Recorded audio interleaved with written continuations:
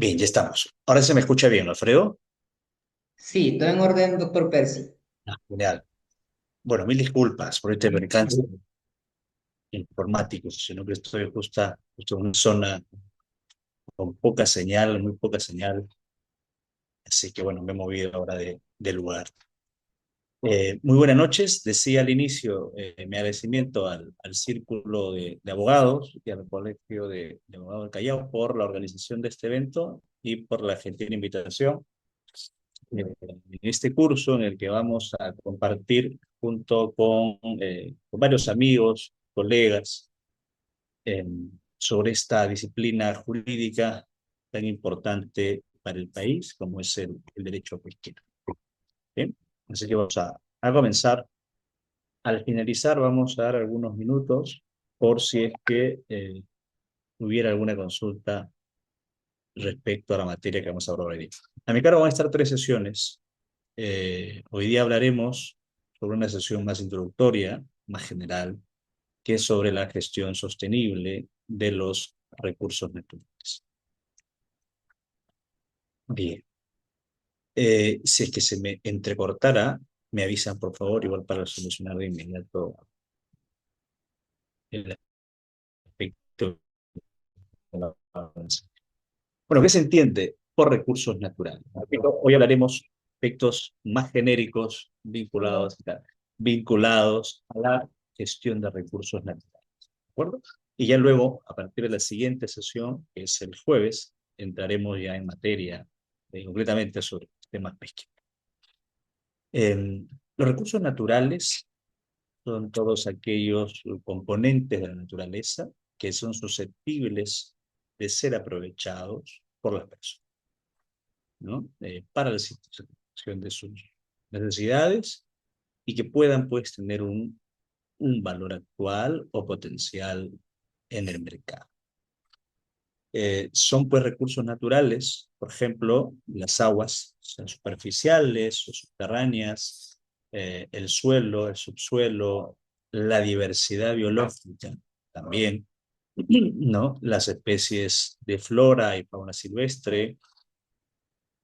Y de hecho, no todo recurso natural, o cuando hablamos de aprovechamiento de recursos naturales, pues por lo general se suele vincular a una extracción del recurso, que de hecho, ¿no? En la mayoría de casos se trata pues de la extracción de un recurso natural cuando hablamos de aprovechamiento de recursos naturales.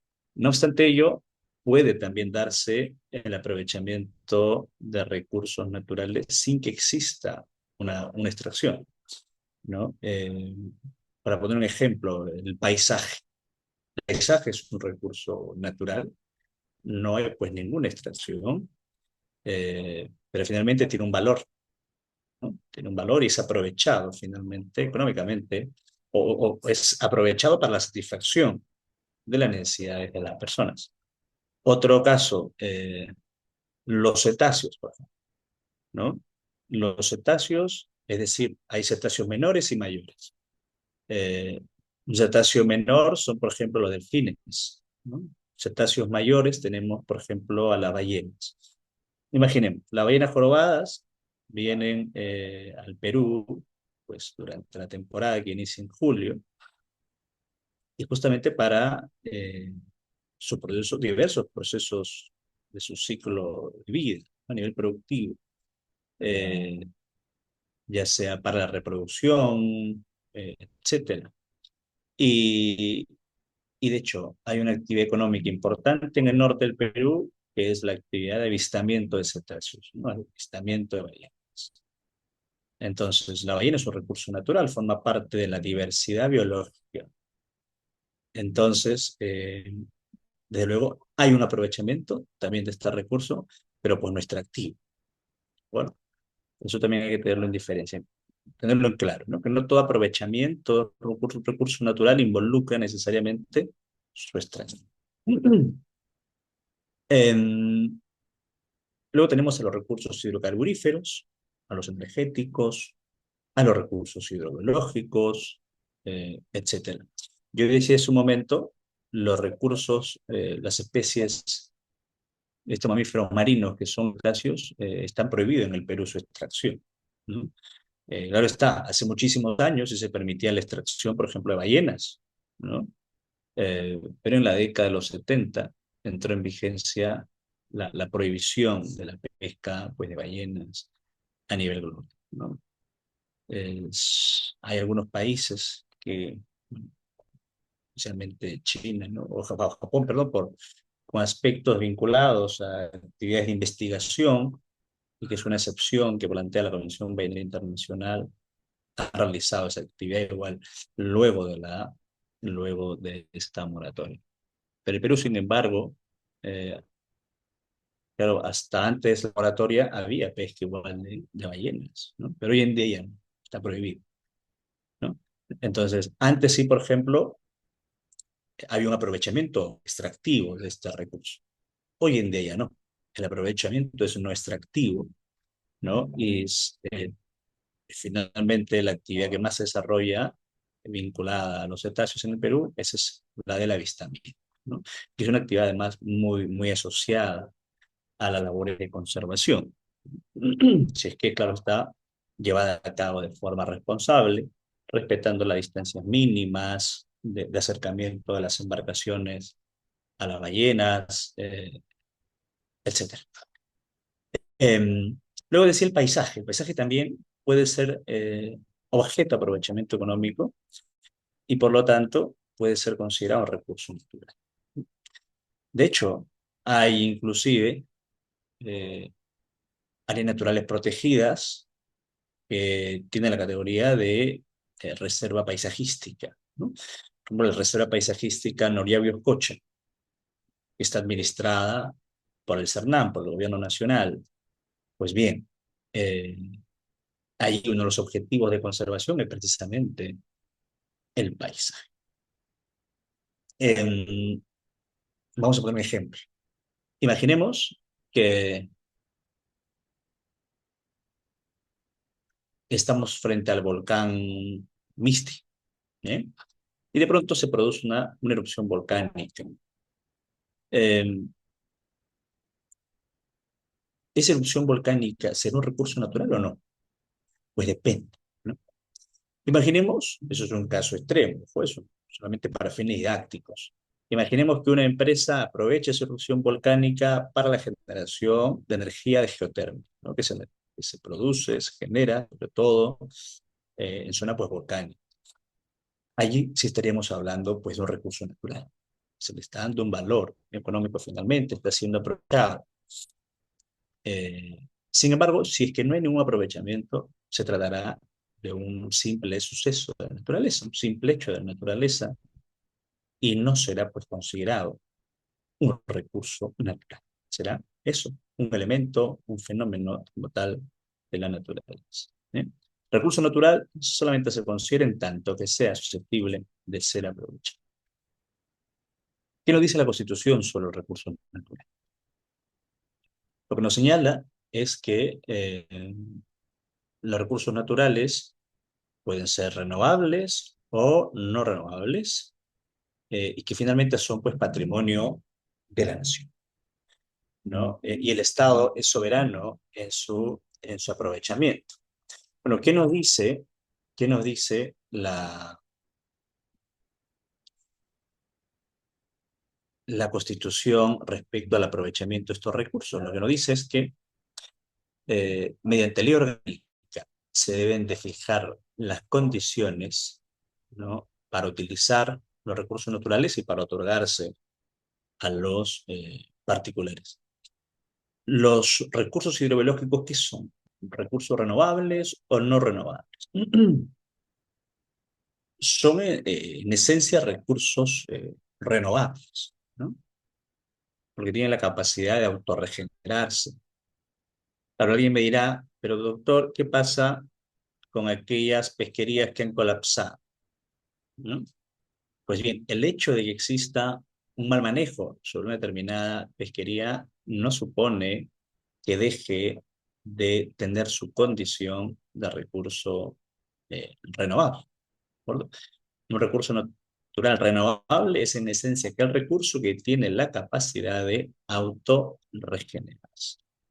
Entonces, si es que existe una pesquería manejada de forma sostenible, ¿no? Pues naturalmente seguirá en esa línea, ¿no? Seguirá pues reproduciéndose este recurso y difícilmente llegará al colapso, salvo que intercedan pues otros fenómenos naturales, ¿no? Un fenómeno natural, en el que no hay una intervención necesariamente del hombre en la persona. Otro aspecto importante de los recursos naturales es esto, ¿no? Que la Constitución nos dice que mediante ley orgánica se fijan las condiciones para utilizar los recursos naturales. Como ustedes bien saben, tenemos dos tipos de leyes, las orgánicas y las ordinarias. La propia Constitución nos señala específicamente cuáles son las materias susceptibles de ser reguladas mediante ley orgánica. Son tres materias, ¿no? En principio tenemos la materia electoral. La Constitución nos dice que aspectos vinculados a materia electoral se aprueban mediante ley orgánica. Entonces tenemos, por ejemplo, una ley orgánica de elección. La segunda materia son los aspectos vinculados a la organización, el funcionamiento del Estado. Es así que tenemos la ley orgánica de municipalidades, la ley orgánica de regionales, etc. Y la tercera materia se trata sobre el aprovechamiento de los recursos naturales. Y por eso es que tenemos una ley orgánica para el aprovechamiento sostenible de los recursos naturales, aprobada en el año 1997. Entonces, esa es la ley orgánica a la que se referencia la Constitución. La ley orgánica para el aprovechamiento sostenible de recursos naturales. ¿De acuerdo?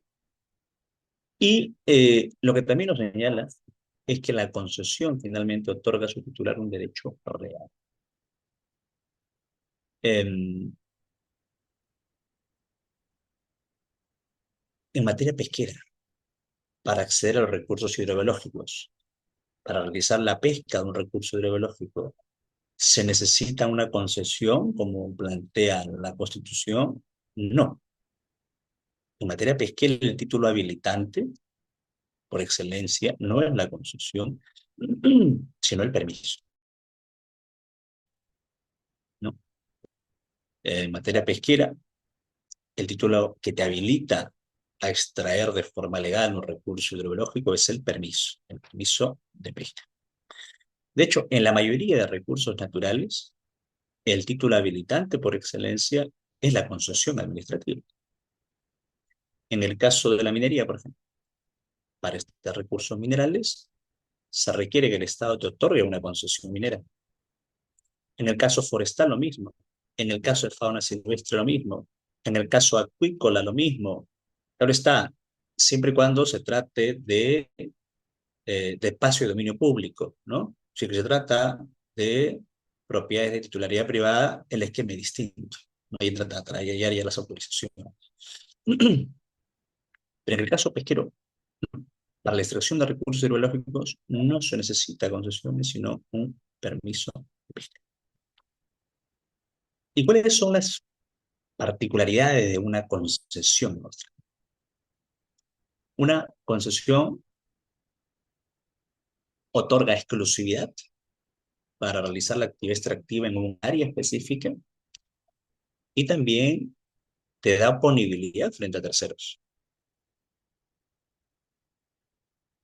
En una concesión minera, en el que un titular está realizando aprovechamiento de ese recurso, no puede venir otra empresa minera a extraer ese recurso, ¿no? Porque el Estado justamente al darte una concesión te da exclusividad sobre el área. Por eso es que se trata de un derecho real. Los derechos reales finalmente son aquellos que están establecidos en un código civil expresamente, ¿no? Tenemos a la propiedad, a la posesión, pero también el código civil te permite que se consideren como derechos reales aquellos otros derechos en el que una ley especial o la propia Constitución haya determinado como tal. ¿Qué es lo que pasa en materia de recursos naturales? La Constitución te dice, para extraer recursos naturales necesitas una concesión. Entonces, la pesca es una materia sui generis, ¿no? En el que para pescar no necesitas una concesión, sino un permiso. Y claro está, en la pesca no hay exclusividad, no hay oponibilidad. Cuando el Estado otorga un permiso de pesca para una embarcación, el Estado te habilita a pescar en todo el mar peruano, por ejemplo. Claro, solo está, hay salvedades, hay excepciones, ¿no? Si eres una embarcación industrial, el Estado también te pone restricciones. No podrás pescar dentro de las 5 primeras millas marinas. Si es que eres una embarcación de menor escala que pesca, imaginemos, con redes de arrastre, no podrás pescar en las 5 millas. Si eres una embarcación que pesca con redes de cerco mecanizado, no podrás pescar en las primeras 3 millas. En todo el litoral, inclusive si pescas en Piura, te deberás no, en Tumbes, en la aplicación del reglamento de ordenamiento pesquero de Tumbes, tendrás que hacerlo para las 5 millas, porque así dispone la normativa. A algunos puede que les guste o no, pero así dispone la normativa. Finalmente, esto es un curso finalmente de derecho pesquero y lo que toca es pues, comentar lo que dice la normativa. ¿Okay? Entonces, no hay exclusividad para una marca, ¿no? Tú puedes pescar en un área, luego te vas y en esa misma área puedes pescar también otra embarcación, ¿de acuerdo?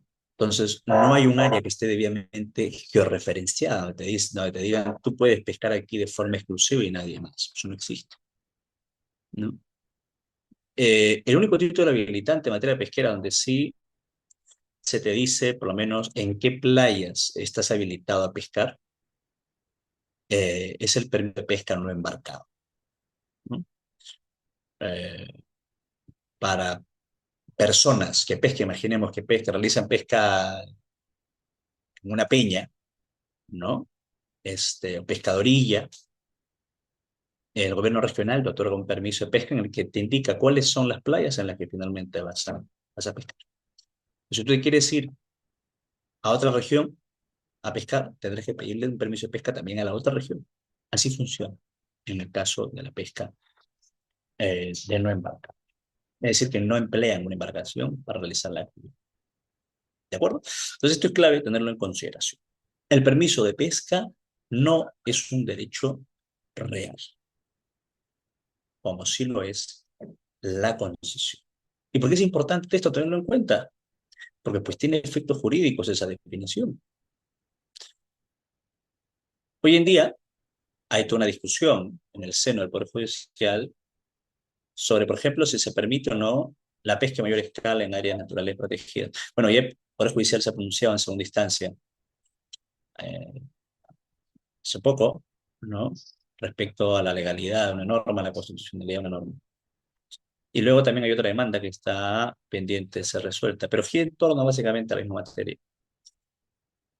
Eh, y claro, la ley de áreas naturales protegidas dispone que está prohibida, eh, perdón, el reglamento de la ley de áreas naturales protegidas dispone que está prohibida la pesca en mayor escala en áreas protegidas, pero eh, también la propia ley de áreas naturales protegidas dispone que cuando se crea un área protegida tiene que respetarse los derechos preexistentes. Pero aquí hay un detalle. Dispone que tiene que respetarse los derechos reales preexistentes. Entonces, un permiso de pesca es un derecho real, siguiendo las definiciones que plantea el derecho civil. No estaría en principio en esa definición, ¿no? Pero bueno, cada quien igual puede hacer su propio análisis a partir igual, pues, estamos de algunos aspectos pues, que estamos mencionando ahora. También lo que señala la Constitución es que el Estado promueve el uso sostenible de recursos naturales y que está obligado a promover la conservación de la diversidad biológica y de las áreas naturales protegidas. Eh, ¿Qué rol cumple el Estado sobre los recursos naturales. Bueno, hay dos teorías pues que priman aquí. Hay una que es la teoría patrimonialista y otra del dominio eminente. La teoría patrimonialista lo que plantea es que el Estado es propietario de los recursos naturales, ¿no? Es una teoría que en su momento primaba mucho, pero hoy en día ya ha quedado pues un poco desfasada, ¿no? Toda vez que eh, el Estado no es propietario de recursos naturales. El ser propietario de recursos naturales te da el atributo de disponer de ellos. El Estado no te puede vender recursos naturales. Lo que sí puede hacer es dártelos en concesión, ¿no? Y la otra teoría, que es la que sí ha primado, es la del dominio inminente, ¿no? Eh, y de hecho, el Tribunal Constitucional también ha ido en esta línea, ¿no? Se ha pronunciado al respecto y lo que dice es que el dominio estatal sobre los recursos naturales es eminente.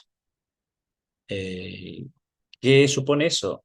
Que bueno, que el Estado tiene la capacidad para legislar, administrar y resolver las controversias que se susciten en torno al aprovechamiento de los recursos naturales.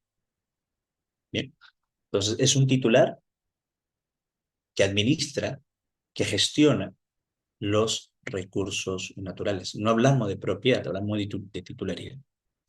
Bien. Em, Veo manos levantadas. Hola Ricardo, justo, si te parece, al final vamos a dar unos minutos, unos 20 minutos quizá damos, para que puedan formularse las preguntas. Somos alrededor ya casi de 350 personas, entonces si es que ahora se hacen las preguntas puede que el tiempo nos quede corto. Entonces al finalizar vamos a dar unos minutos. Em, Decía entonces que la Constitución, en principio, dispone que mediante ley orgánica se fijan las condiciones para aprovechar los recursos naturales.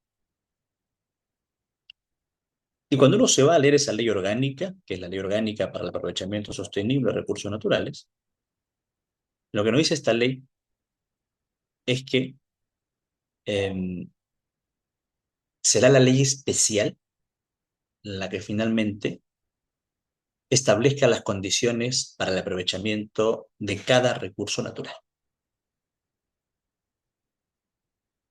De hecho, aprobar una ley orgánica es mucho más difícil que aprobar una ley ordinaria. Yo le decía hace un momento cuáles son las tres materias que se tienen que aprobar mediante ley orgánica, ¿no? Materia electoral, organización del Estado y recursos naturales. Y el resto de materias se aprueban mediante ley ordinaria, ¿no? Eh, para aprobar una ley orgánica se necesita la mitad más uno del número total de congresistas, ¿no? En cambio, para aprobar una ley ordinaria se necesita la mitad más uno, pero del total de congresistas que ese día asistan a pleno. Si ese día asisten, por ejemplo, 100, pues bastará 51 votos para que se apruebe una ley ordinaria. Ejemplos de leyes ordinarias: la Ley General de Pesca, la Ley General del Ambiente, entre otras. Todas esas son leyes ordinarias. ¿Bien? Ahora bien, la Constitución decide entonces que mediante ley orgánica se tienen que fijar las condiciones para aprovechar recursos naturales. Pero cuando se aprobó esa ley orgánica, que es la de recursos naturales, lo que hizo esta ley es decir, ¿sabes qué? En adelante, mejor que sea cada ley especial, cada ley ordinaria, cada ley especial, la que establezca cuáles son las condiciones, los títulos habilitantes que se requiere, los plazos para el acceso, el otorgamiento o el acceso a un recurso natural, ¿no? Es decir, que en adelante ya no se aprueban pues, leyes orgánicas, salvo en algunas materias, como materia de hidrocarburos, porque también se aprobó antes. Pero, por ejemplo, en materia pesquera, si uno quiere saber cuáles son los títulos habilitantes que se requiere para realizar la actividad pesquera, eh, tendrá que irse a la ley especial, a una ley ordinaria, que es la Ley General de Pesca. No es una ley orgánica, es una ley ordinaria, ¿no? Si quieres saber qué títulos habilitantes necesitas para realizar la actividad minera, tendrás que irte a la ley especial de la actividad minera, que es la Ley General de Minería. Y así sucesivamente. ¿De acuerdo? Entonces, son las leyes especiales finalmente las que establecen cuáles son los títulos habilitantes que se requieren para acceder legalmente a la extracción de un recurso natural. Luego, esta norma también nos establece algunas condiciones para el aprovechamiento de recursos naturales. Que tiene que utilizarse el recurso natural de acuerdo al título habilitante otorgado y para los fines otorgados, ¿no? Por ejemplo, si tengo un permiso de pesca para capturar determinadas especies, pues no podrás capturar otras si es que, salvo que el permiso de pesca te diga que puedes pescar todos los recursos, a excepción de aquellos que se encuentren plenamente explotados o que se encuentren prohibidos por la legislación, que también hay muchos de esos permisos de pesca, ¿no? Sobre todo en materia de pesca artesanal. Entonces, pero si no es así, si es que se tratan de permisos que te individualicen y te dicen cuáles son las pesquerías a las que están dedicadas, pues no podrás irte a otras, ¿no? ¿Por qué? Una embarcación pesquera que se dedica a la pesca, pues de anchoveta, eh, para consumo humano indirecto, no podrá irse a pescar pota, ¿no? Porque su título habilitante, su permiso de pesca, pues no la habilita a esa pesquería.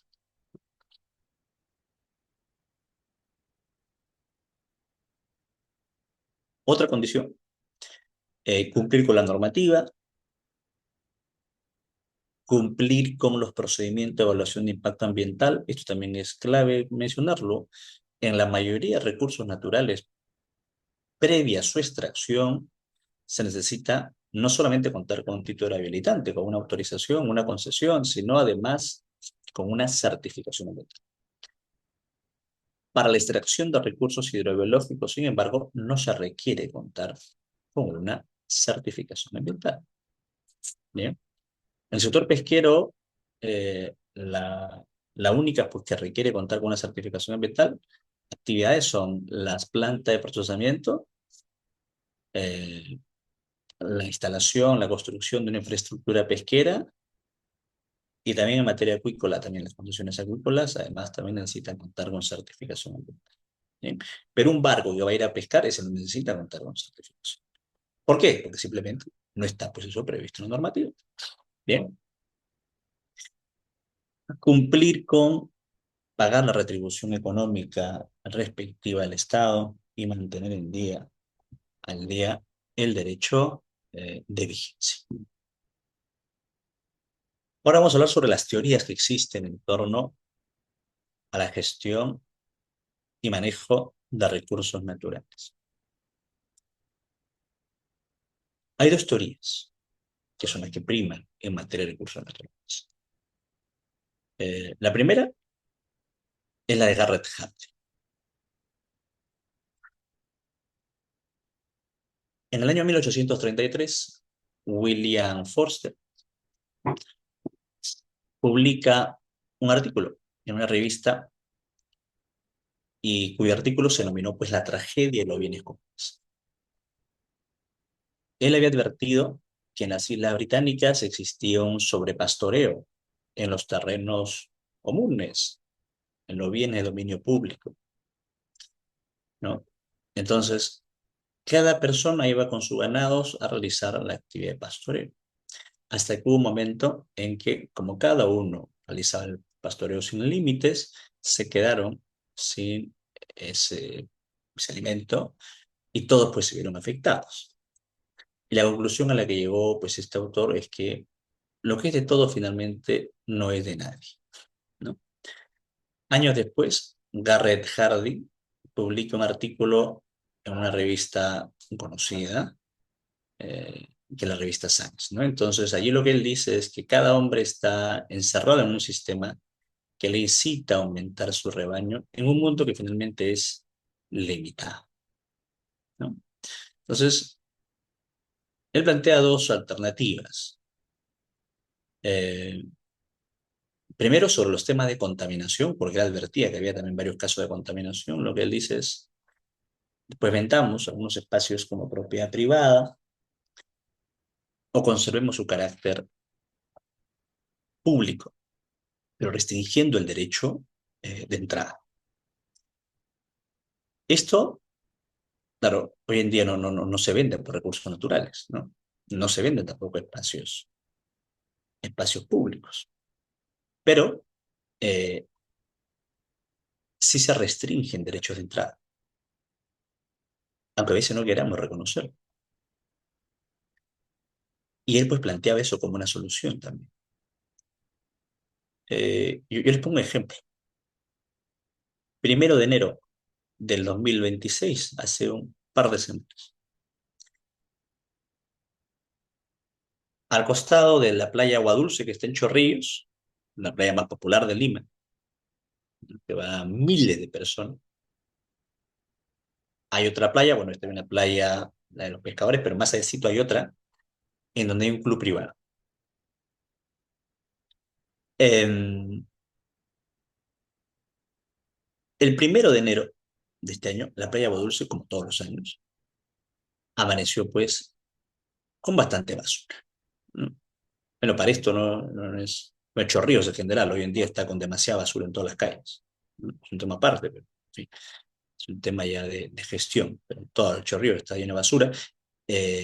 Ha colapsado el sistema de servicio público de recoge basura y las playas no son la excepción.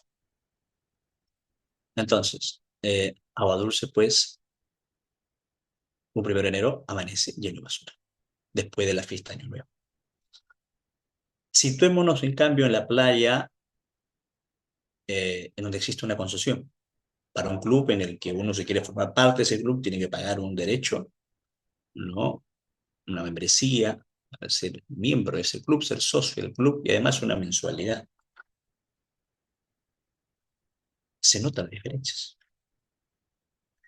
En un lado puede que haya personas que dejen la basura, ¿no? En la vía pública, en las playas, seguramente dirán, bueno, ¿qué pasará por la cabeza? Pero seguramente dirán, bueno, yo no vendré aquí de acá a unos días, o finalmente hay gente también que dice, voy a dar trabajo al de servicio público.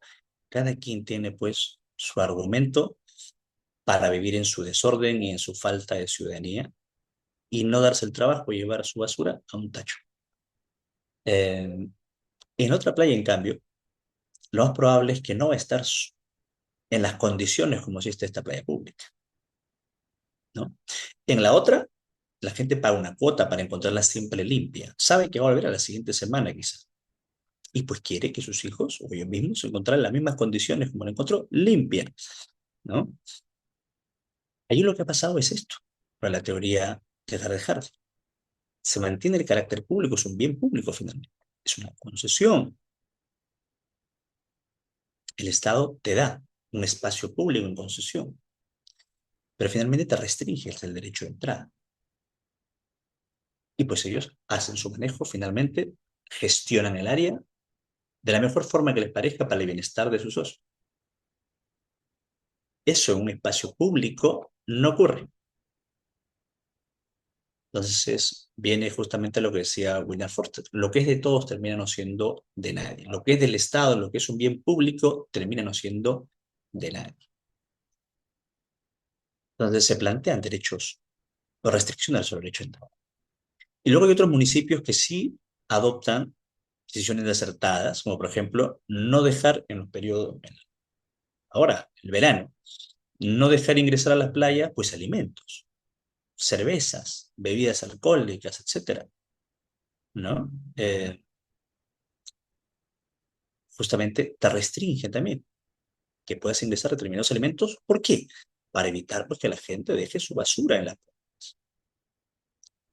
Y yo, por ejemplo, yo vivo al frente de una playa determinada y nosotros como vecinos siempre vivimos mejor en verano que en invierno, perdón, en invierno que en verano. En invierno no hay gente, vivimos en total tranquilidad. En verano es un dolor de cabeza. Los carros se cuadran en los garajes, uno sale cruza la pista y va a la playa, quiere ir descalzo, no puede porque de repente a alguien se le ocurrió pues romper la botella y encuentra vidrios, ¿no? Entonces, hace bien un municipio en poner restricciones, pero eso debe ir acompañado pues de una fuerte fiscalización, ¿no? En varias playas hay eso, pero en muchas también no hay. Entonces, eso finalmente también forma parte de las restricciones al derecho a entrar. Tú quieres ingresar a este espacio de dominio público, pero tendrás que hacerlo respetando las reglas que te ponga el Estado. No ingreses con estos bienes, no ingreses con bebidas alcohólicas, no ingreses con alimentos, hasta inclusive los vehículos, ¿no? Alguien podrá, o sea, a los vehículos mismos también se le puede poner restricciones. Si en el aforo, ya no entra ni un vehículo más a esta zona. Alguien podrá decir, pero las playas son públicas, son de acceso libre. Sí, acceso libre, que tú accedas, eso es libre, pero no necesariamente tu vehículo. Si es que ya no hay aforo, porque si no, ¿dónde lo cuadras? En la casa de los vecinos. Entonces, bueno, todas esas restricciones puede poner el Estado, pero no las pone en muchos casos, ¿no? Falta orden. Somos un país donde falta eso, orden, autoridad. Eh, y en verano se nota. Bien, y respecto a los recursos naturales, lo que nos decía Garrett Hardin es que los recursos naturales de uso público inevitablemente derivan en una sobreexplotación. Para él, bueno, él tenía una visión pesimista sobre los recursos naturales, iban a terminar agotándose, destruyéndose, colapsando. Eh, y esta es una teoría muy utilizada también en la pesca, ¿no? Por ejemplo, a diferencia de la pesca industrial, donde cada embarcación, por ejemplo, que se dedica a la pesca de anchoveta con su mano indirecto, tiene su propia cuota individual, y existe una cuota global para todas las embarcaciones, según su régimen histórico también de pesca de cada embarcación, para que les fijen una cuota individual, donde cada barco sabe cuánto tiene que pescar, cuál es el límite de pesca. En la pesca artesanal no pasa necesariamente eso. Hay cuotas globales, sí, para las principales pesquerías comerciales, pero no necesariamente en todas las pesquerías hay cuotas individuales, ¿no? Ahora recién en el caso de la cuota, por ejemplo, si están haciendo algunos intentos hacia ello, pero en general, en la mayoría de pesquerías no hay cuotas. Entonces cada quien pesca como pueda y lo que pueda, lo que entre en su embarcación, ¿no? Y si no, pues habrá alguien que te diga, si no lo pesco yo, alguien finalmente lo va a tener que pescar, así que mejor lo hago yo, ¿no? Eh, entonces, pues pescan todo lo que puedan.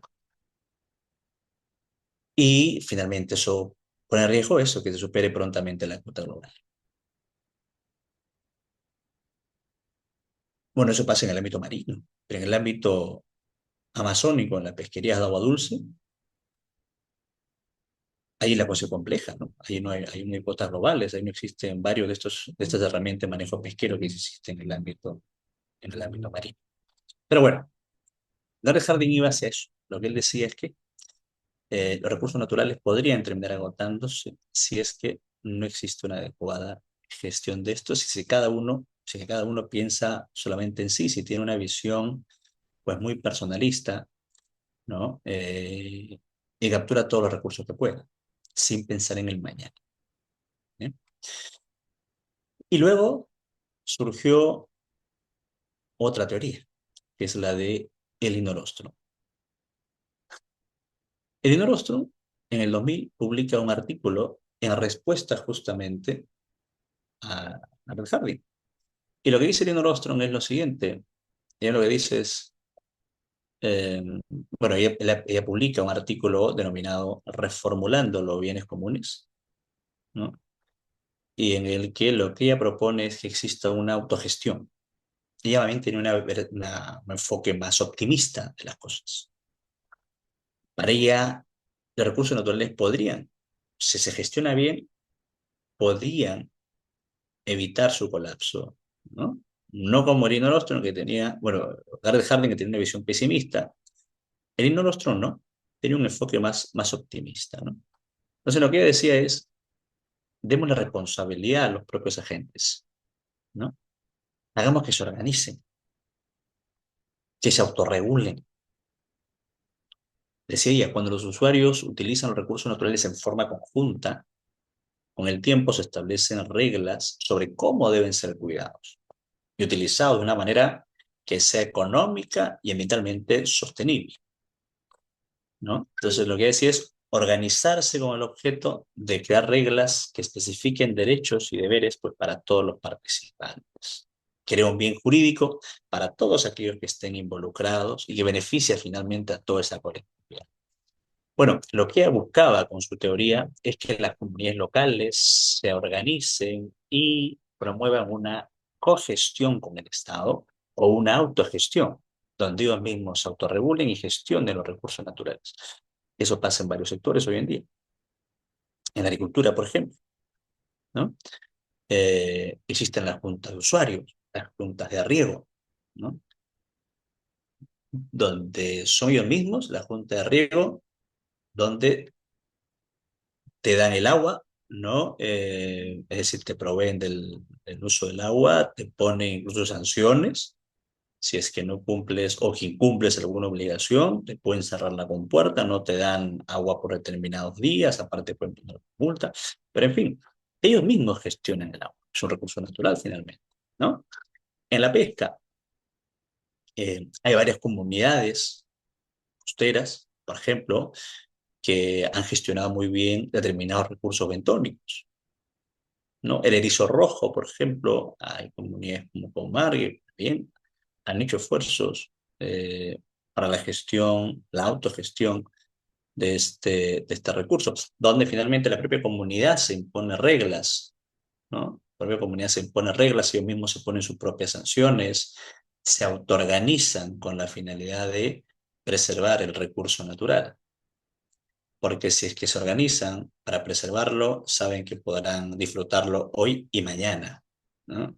En cambio, si cada uno vela por su propio interés, puede que hoy lo disfruten, pero no necesariamente mañana.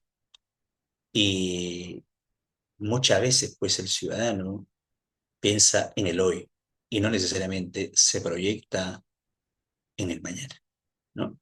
Entonces, lo que planteaba Elinor Ostrom es eso, que se autorregulen, autogestionen un recurso natural y de esa manera ellos lo cuiden.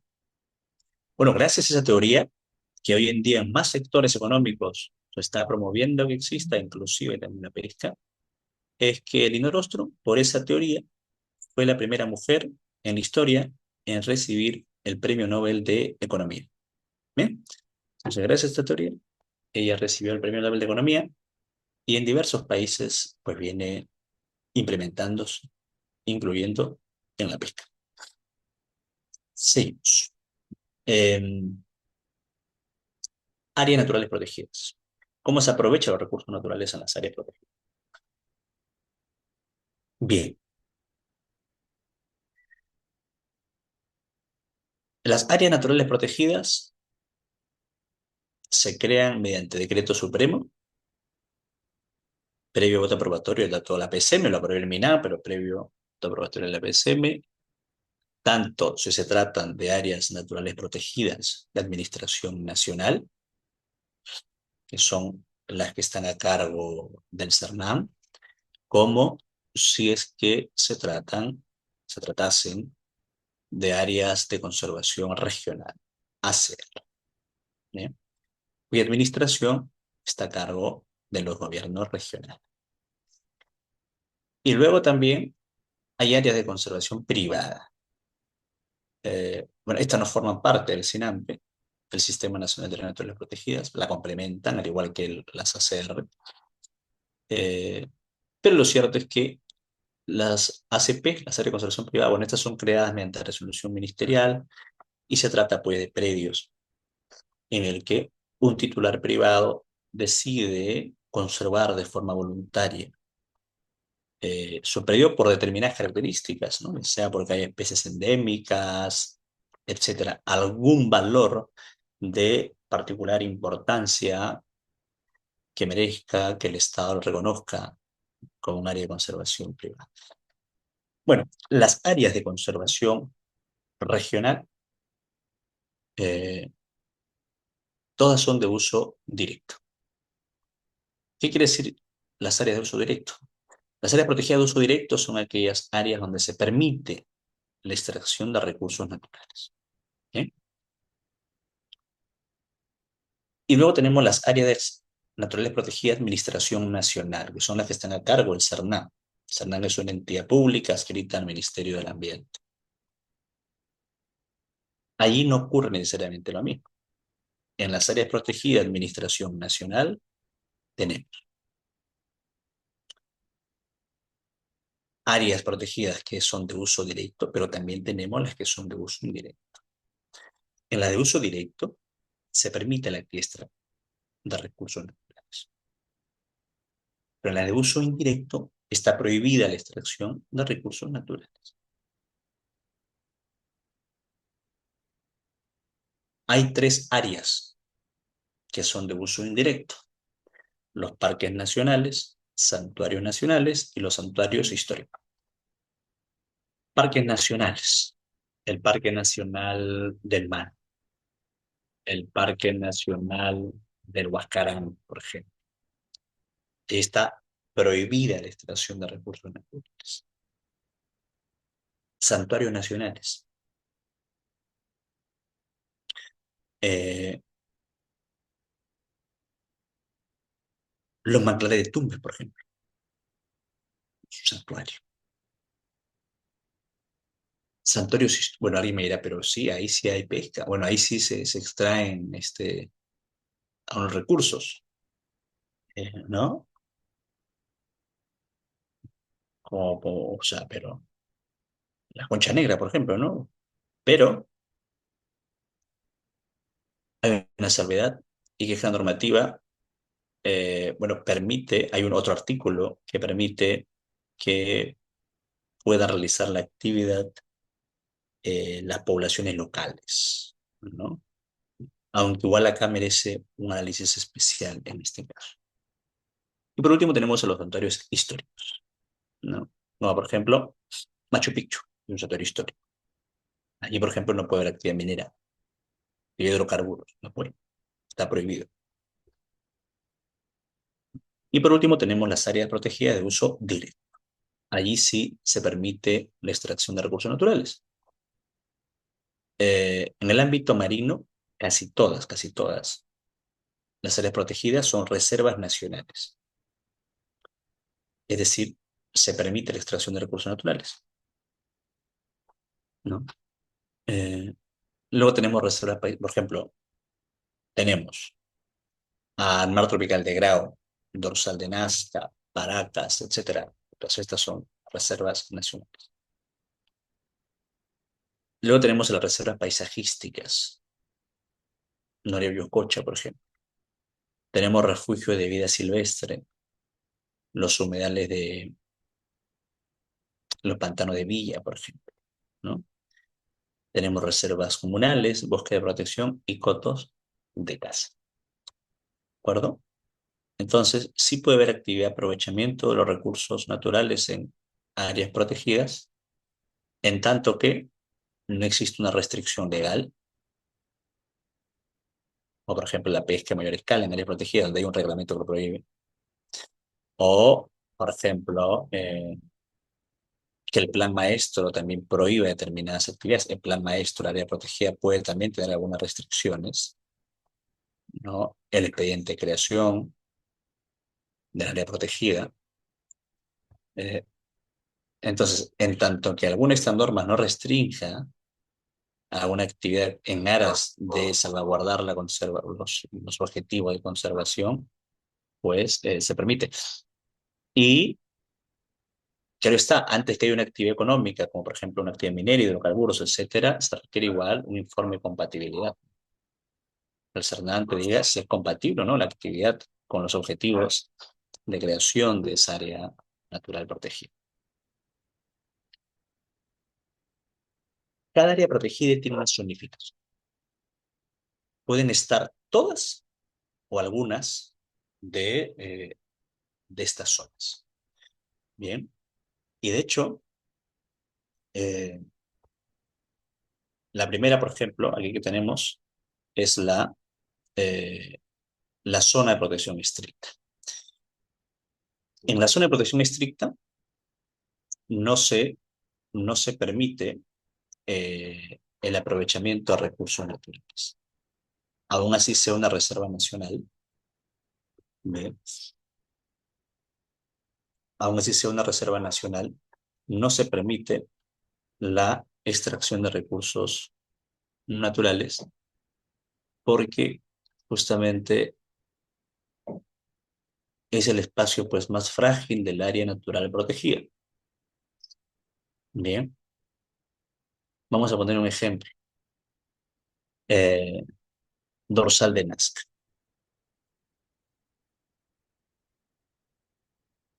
La ley de área natural protegida dispone que está prohibido la extracción de recursos naturales en las zonas de protección estricta. Sin embargo, cuando se crea Dorsal de Nazca con el objetivo de conservar los montes submarinos, son unas montañas que están en los fondos marinos, se permitió, mediante decreto supremo, que de forma excepcional se permita que en una porción de la zona de protección estricta se permita la pesca de bacalao de profundidad. Bien, entonces, independientemente del análisis, si es que el arte de pesca, que es un palangre, podría o no afectar el objetivo de conservación que eran los montes submarinos, lo cierto es, y objetivo, de manera objetiva, lo cierto es que no puedes, pues mediante un decreto supremo, vulnerar una norma con rango de ley, ¿no? Si la ley te dice está prohibido que extraiga recursos naturales en una zona de protección estricta, mediante un decreto supremo del MINAM, bueno, la gestión de ese entonces, hace varios años, no puede decir, bueno, yo lo permito. Permito que de forma excepcional vulnere la norma y se permita que en un determinado espacio de la zona de protección estricta se extraigan recursos. Repito, independientemente de que científicamente se acredite si hay vulneración o no, esto es un aspecto netamente jurídico, ¿bien? Sin entrar a detalle si es que afecta o no ese arte de pesca, o corre el riesgo, hay un eventual riesgo o no. Bueno, las montañas submarinas son igual bien profundas, ¿no? Pero repito, independientemente de esa discusión, a nivel jurídico por lo menos, lo cierto es que eh, la ley lo prohibía, pero bueno, mediante el Supremo se permitió. Luego tenemos la zona de protección estricta, la zona silvestre. Ahí también no se permite la extracción de recursos naturales, aún así sea reserva nacional. Las zonas silvestres se crean con el objetivo de conservar la fauna silvestre o las especies silvestres que existen en el área. Por ejemplo, pantanos de Villa. En los pantanos de Villa hay tres lagunas, hay tres sectores, no, hay hasta cuatro lagunas, ¿no? Hay cuatro sectores donde hay lagunas. Y una laguna está pegada a la playa, en la zona de Brisa de Villa, se llama el lugar. Eh, y bueno, ahí está debidamente, hay un aviso donde te dice prohibido el ingreso. Al costado de la laguna, en la parte la parte de la playa, no se puede caminar, no se puede ingresar, justamente porque es una zona silvestre, porque es una zona donde las aves migratorias pues ponen sus huevos. Entonces imaginemos, allí por ejemplo, no podría una empresa de estas que están en Conchán venir y poner su pista pues para dar el servicio o clases de manejo de vehículos. No se puede, está prohibido. O una empresa que en verano quiera alquilar motocross, ¿no? O cuatrimotos. Tampoco se puede. Bueno, luego tenemos la zona de uso turístico y recreativo. Bueno, ahí sí se puede. Eso, imaginemos Paracas. O sea, hay zonas determinadas, se da una finalidad turística y recreativa para ingresar a sus playas, por ejemplo, ¿no? El Raspón, las minas, playas sumamente bonitas. Pues bien, son de uso turístico. Zona de aprovechamiento directo, se permite ahí la extracción de recursos naturales. Zona de uso especial, son zonas donde se ha identificado que existen comunidades que habitan antes de la creación de la ley protegida. Imaginemos en la Amazonía, un área protegida se va a crear. Bueno, tiene que identificarse cuáles son las comunidades nativas que viven. Eh, Zona de recuperación. Es una zona que está afectada, es un área degradada, es un área que es susceptible de que se repare, se remedie. Zona histórico-natural, bueno, tiene propiedades además culturales, donde también interviene el mismo, ¿no? Históricas, perdón, y culturales. ¿Sí? Bueno, algunos casos prácticos. eh, Acá tenemos algunas áreas marinas protegidas. En las tres primeras se permite el aprovechamiento de recursos naturales. Sin embargo, perdón, perdón, acá es dorsal de Nazca.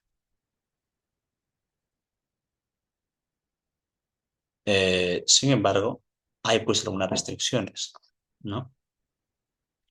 En Paracas, por ejemplo, eh, si bien es cierto, hay restricciones legales, como por ejemplo que no haya pesca a mayor escala en el área, también hay otras restricciones, pero que aplican para todas las áreas protegidas. No puede haber pues pesca con explosivos, no puede haber pesca con chinchorro mecanizado, con chinchorro manual, eh, ¿no? Entonces, la fiscalización tiene que ser finalmente para todos, ¿no? Sea industrial o artesanal, para todos. Finalmente, los impactos que puede generar una pesca con explosivos es altamente dañina y te va a afectar al objetivo de conservación. Si lo realizas en una peña, ¿no? Te va a afectar al objetivo de conservación. Entonces, como Estado, tienes que enfocar tus esfuerzos en eliminar esa práctica que es altamente destructiva. Ahora salieron unos videos de unos señores también realizando pesca con un arte, bueno, con método de pesca prohibido aquí en Chorrillos. Usted sabe que ya la pesca con dinamita es una agravante además, ¿no? Se sanciona con prisión efectiva. De hecho, la primera pena que hubo en el Perú de cárcel efectiva fue en el 2010 contra tres pescadores artesanales que pescaron en Paracas con dinamita, ¿no? Eh, Son pocos los casos donde hay prisión efectiva en delitos ambientales en general y en la pesca con mayor razón. Son muy pocos los casos donde hay prisión efectiva, ¿no? Eh, yo escucho a veces que hablan de la ley de crimen organizado, echan la culpa a la ley de crimen organizado, la extinción de dominio. O sea, crimen organizado aquí no se ha aplicado. En materia pesquera, no hay casos donde haya o sea, penas en el que se ha utilizado el criterio de organización criminal, eso no hay. Y eso es clave que lo tengan en cuenta, porque a veces escucho a algunos dirigentes, yo me imagino ya con intereses políticos detrás, que asusan mencionando que hay operativos que se dan en función de la ley de crimen organizado en materia pesquera. Eh, la ley de crimen organizado no se aplica en materia pesquera, ¿no? Es más, había una modificación normativa hace poco que hizo el Congreso en el que para que calce una organización, o sea, para que se investigue como organización criminal, la pena mínima tiene que ser de determinados años. Y eso no calza para los delitos pesqueros. En el delito pesquero la pena mínima de 3 años, no calza. Eh, entonces, las investigaciones que se han dado, ¿no? Son cuando se tratan de delitos, sobre todo de extracción ilegal de especies o tráfico ilegal de especies. Y la mayoría concluye con terminación anticipada, ¿no? Con pago de reparaciones civiles. Lo que se ha habido son incautaciones. Y hay que reconocer también, ¿no? Y eso es clave. Hay algunas incautaciones que han sido razonables, pero otras no. ¿No? Yo soy testigo. Hace varios años a un pescador artesanal de Ñuro, recuerdo, me llamó le habían incautado un vehículo, una cámara isotérmica. Me pareció una medida totalmente desproporcional, ¿no? Este, pero en fin, cada caso toca analizarlo de manera individual, eh, y en el que además tiene que analizarse eh, justamente los límites entre el derecho administrativo sancionador y el derecho penal. El derecho penal no tiene que cubrir, ¿no?, aquellas conductas que están reservadas para el derecho administrativo, es decir, aquellas conductas leves, que no son lesivas. El bien jurídico tutelado debe reservarse para el derecho administrativo, ¿no? Y el derecho penal, enfocarse sobre todo a aquellos hechos que son los más lesivos. Hoy en día lo que vemos es que es al revés, ¿no? Mucha gente sobre todo acude a la vía penal, eh, y eso genera una sobrecarga también del Ministerio Público, ¿no? Entonces es clave que los enfoques sobre todo sean aquellos casos donde se afecte pues el bien jurídico tutelado, ¿no? En este caso es asegurar la sostenibilidad de la pesquería. Bueno, entonces yo decía, ¿no? Hay restricciones para pescar en algunas áreas naturales protegidas, pero son más de índole, eh, en el caso de la pesca a mayor escala, y en el resto son restricciones que aplican en general, áreas protegidas y para todo el sector pesquero, ¿no? En todo el mar peruano no se puede hacer pesca con dinamita, en todo el mar peruano no se puede hacer pesca con chichorro mecanizado, etcétera, ¿no? Entonces, en realidad son pocas las restricciones, son muy pocas las restricciones que se dan en las áreas naturales protegidas y que se dan justamente con el propósito de asegurar la conservación de los objetivos, eh, para los cuales pues, fueron creados, ¿eh? Eh, y bueno, luego finalmente está la lámina sobre los derechos adquiridos. Eh, Cada área protegida, cuando se crea, hay un artículo que te indica cuál es el tratamiento jurídico que se le va a dar a los derechos adquiridos. Cuando se crea dorsal de Nazca, se establece que se van a respetar los derechos adquiridos, ¿no? Lo mismo también en IESCAS, que derecho adquirido es aquel derecho que uno adquiere antes de la creación del área. Pero cuando se crea la Reserva Nacional Mar Tropical de Grao, aquí se establece esto que es curioso. Es una creación jurídica donde ha aflorado la habilidad. Eh, Dice, bueno, se va a respetar los derechos adquiridos ante el establecimiento de la Reserva Nacional Mar Tropical de Grao. Y más abajito en el segundo párrafo dice, ¿no? El establecimiento de la reserva permitirá el ejercicio de los derechos que se otorguen luego de su creación para el desarrollo de aprovechamiento de recursos naturales en su ámbito. Claro está, siempre y cuando se realicen conforme a su zonificación, su plan maestro, objetivo de conservación y categoría. Es decir, aquí se está diciendo que se van a respetar los derechos preexistentes que todavía no existen,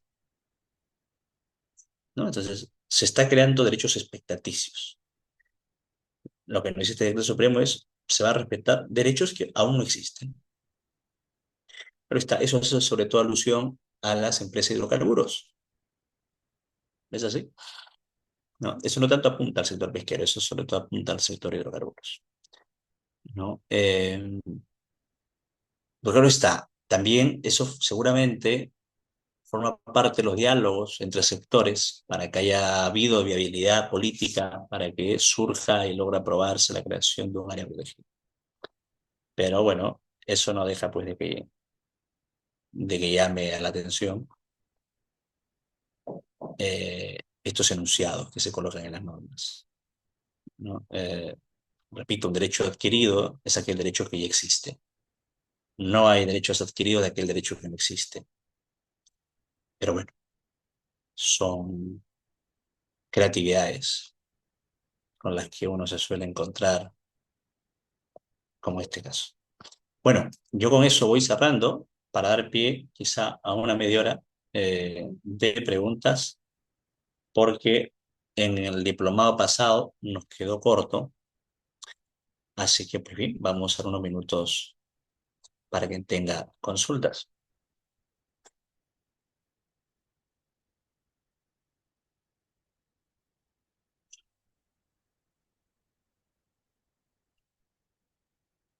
Alfredo, ¿me ayudas? Claro que sí, doctor Percy. A ver, estimados participantes, los que desean realizar sus consultas, podemos levantar la manito y les estaremos brindándoles el audio. Adelante, Ricardo Alonso. Profesor, muy buenas noches. Compañeros, buenas noches. Muchísimas Muy gracias bueno. por la clase. Tenía unas consultas. La primera era al respecto de las concesiones, o no sé si me pueda, por favor, recalcar la diferencia que hay entre permiso y concesión dentro del sector pesquero. Segundo, entiendo de que las concesiones son otorgadas por el nivel de gobierno que tiene, que es eh, poseedor del área a concesionar, ¿no? Puede ser del gobierno regional, de la municipalidad provincial o distrital. No sé si esto es en lo correcto, no sé si usted me puede aclarar este tema de la concesión, cuál es el nivel de gobierno autorizado para otorgar el permiso para la concesión. Y en este mismo marco, por ejemplo, si el gobierno regional, etc., de Arequipa, diera alguna concesión para actividades acuícolas, alguna asociación de pescadores, este gobierno regional puede guardarse algunos derechos, puede reservarse algunos derechos sobre esa área que ha sido concesionada, por ejemplo, para ejecutar un proyecto de inversión pública, para actividades de investigación, para establecer algún módulo de investigación, etcétera. Bien.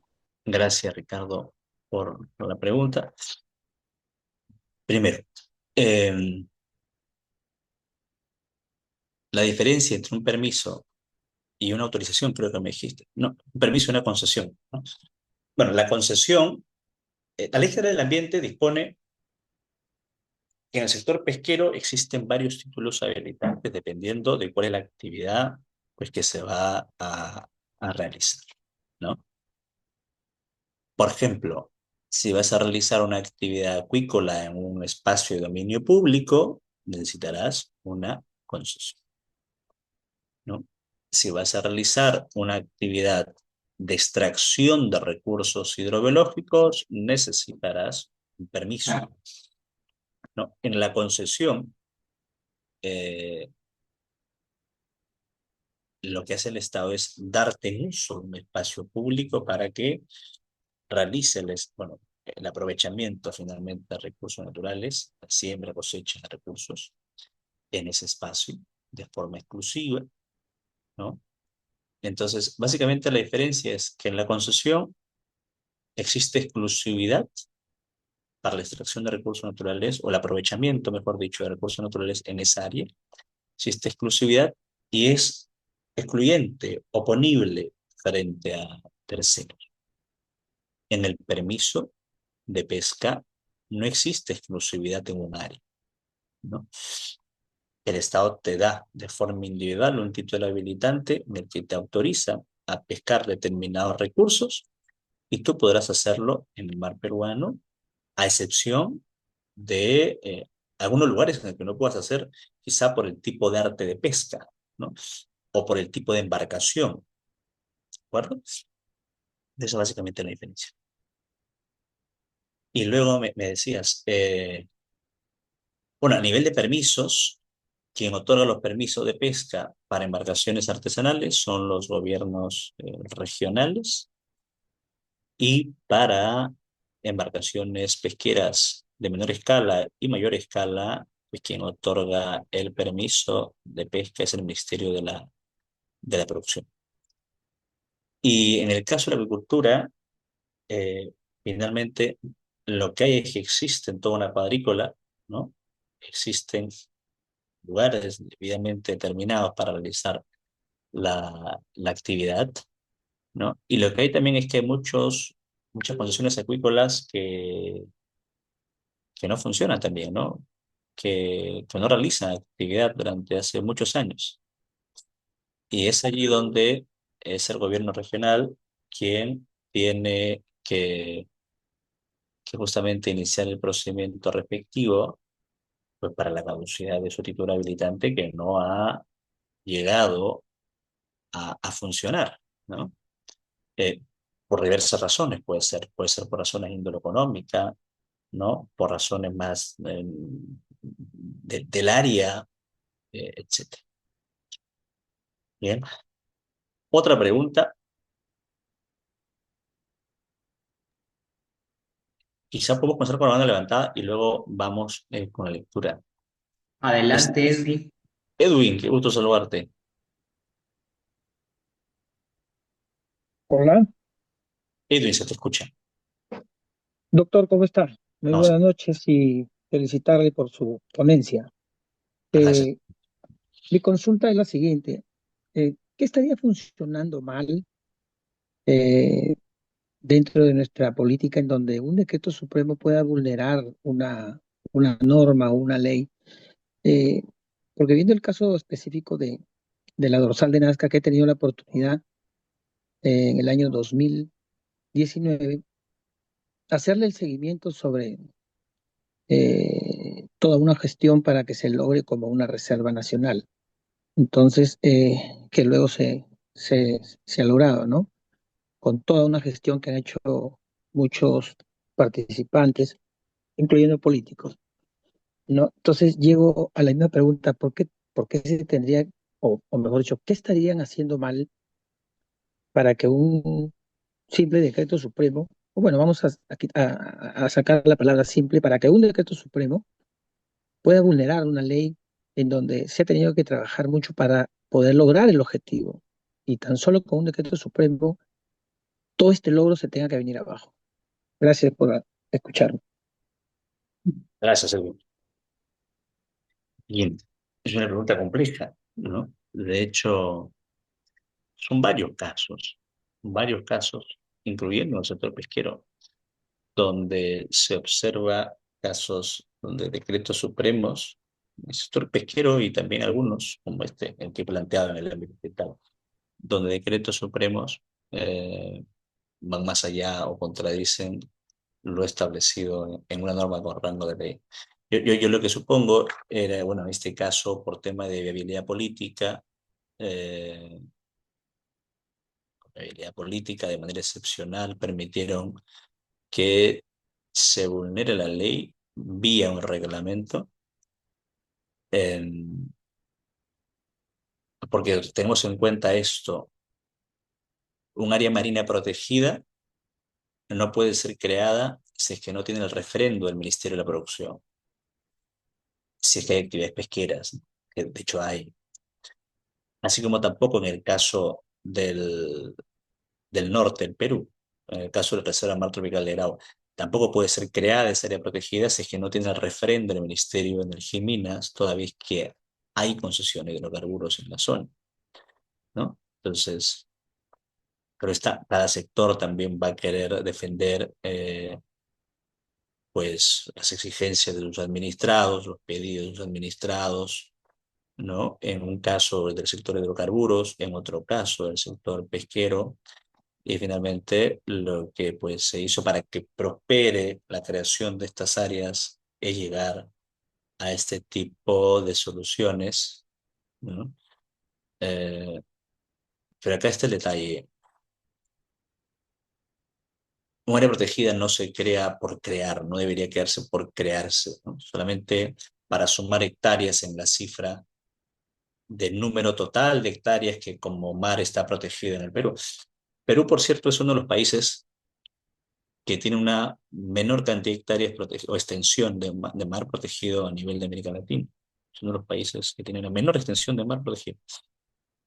Eh, y hay metas en las que el Perú se ha comprometido a lograr que inicialmente que el 10% del mar esté protegido, eso no se cumplió, no llegamos ni al 8%, bueno, estamos por el 8%, y luego hay una meta que es para el 2030 que el 30% del territorio esté protegido, que también es otra meta, un compromiso internacional que como país se tiene. Entonces, Norberto Bobbio, que es un jurista muy reconocido, ya falleció, es lo que decía, ¿no? Eh, las normas no deberían crearse solo por reconocerse como tal, ¿no? Sino que deberían efectivizarse su cumplimiento. O sea, si uno va a crear un área protegida, después para protegerla realmente no para que se quede como una declaratoria. Hay áreas protegidas, bueno, de hecho el CERNAN hace los mayores esfuerzos porque por conservar las áreas protegidas es un gran trabajo el CERNAN, eh, para proteger todas las jefaturas en realidad. Las jefaturas protegidas es un gran trabajo para proteger las áreas que están bajo su administración, bajo su cargo. Eh, pero finalmente estas cuestiones ya de la creación de normas, pues no pasan necesariamente. Eso finalmente ya está en manos de los titulares de las entidades, ¿no? Que hoy por hoy pues tampoco están. Estamos hablando de unas gestiones ya bastante pasadas, que vieron esto como una viabilidad política, como una solución para el momento, y pues ahí está, ¿no? Ahí está. Gracias, Edwin. Adelante, Franklin, luego Federico, luego, pues, bueno, vamos viendo quién más está grabando levantada.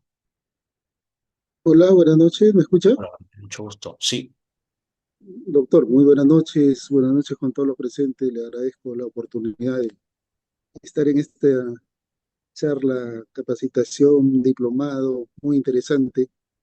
Le he escuchado atentamente. Soy tripulante, marinero de pesca calificado, trabajo en la pesca industrial. Le escuché sobre incautaciones y estuve inmerso en una incautación de una embarcación pesquera hace 2 años. Y sí, hubo una autoridad, hubo un juez que se expresó de que éramos una organización criminal. uy,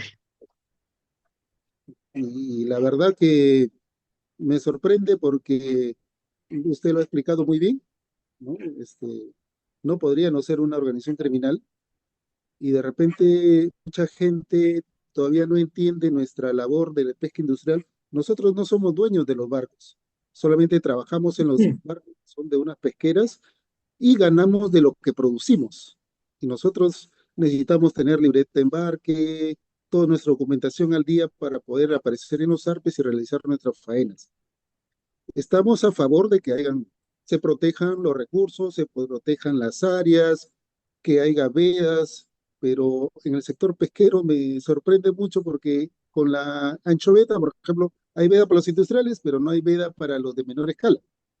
Si el producto se reproduce o su ciclo de reproducción es al mismo tiempo, ¿no? Y mi pregunta iba más enfocado en el tema, nos incautaron, bueno, una embarcación, la pesquera Haidú y una embarcación a pesquera Austral. ¿Estuvieron bien las incautaciones para su criterio? Eso sería, doctor. Muchas gracias. gracias, Franklin, por la pregunta. No conozco, bueno, sé de los casos que se incautaron, eso fue noticia pública, pero no conozco a detalle los sucesos ocurridos. Para eso habría que leer la carpeta fiscal y el expediente judicial como tal. Lo concreto es que, a lo que me preguntabas al inicio sobre una organización criminal. Una organización criminal, según lo establecido por la Convención de Palermo, que es la que regula justamente el crimen organizado transnacional, y por la propia ley de crimen organizado, es una organización conformada por tres a más personas que se crean con la finalidad de cometer delitos. Para ello, hay que tener en cuenta una serie de circunstancias, que haya nexos internacionales, que haya una cadena de mando, que haya un financista, que haya roles debidamente determinados, ¿no? Ese complejo que pasa en una embarcación industrial. Una embarcación industrial está realizando un trabajo que es legal, que es lícito, ¿no? Y claro está, finalmente, no es pues que una embarcación pesquera se cree o se construya con la finalidad de cometer un delito, se construye un crimen organizado, perdón, una organización criminal, se construye con la finalidad de realizar una actividad extractiva de recursos hidrobiológicos, ¿no? Yo concretamente a lo que iba al inicio, de si en el caso, en el Perú, a nivel de pesquero, se ha implementado la ley contra el crimen organizado, pues la respuesta es que no, sencillamente porque para que sea crimen organizado la pena mínima tiene que ser de 5 años. Los delitos pesqueros, la pena mínima es de 3 años, ¿de acuerdo? Entonces, no, hoy en día los delitos ambientales en general no, a raíz de estas modificaciones que hubo en el Congreso, que fueron bastante cuestionadas, eh, ya no calzan en esta figura. Bien, gracias por la pregunta. Adelante, Federico. Buenas, bastante interesante todo lo que hablas. Tengo tres preguntas bien cortas. Una, todas son relacionadas con el efecto de la extracción y de la relación de las artes. ¿Ok? Una es, las hueveras no se extraen, las hueveras de falso volador. Las hueveras, tú pones un manto y el pescado, ¿cómo se maneja eso? ¿Eso es extracción o no es extracción? Segunda, el acarreo de peces, yo puedo capturarlos y luego acarrearlos hacia una jaula, como se hace para los atunes en México. ¿Cómo se maneja eso? ¿Eso es una pesca o es una acuicultura?